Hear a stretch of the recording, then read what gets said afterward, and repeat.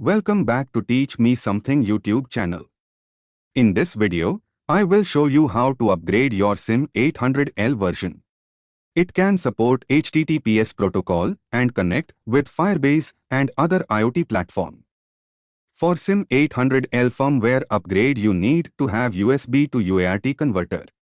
This USB to UART converter should connect with 3 wires: GND, RX, TX wires. Sim800L should connect with 3.7 voltage battery or any other buck converter.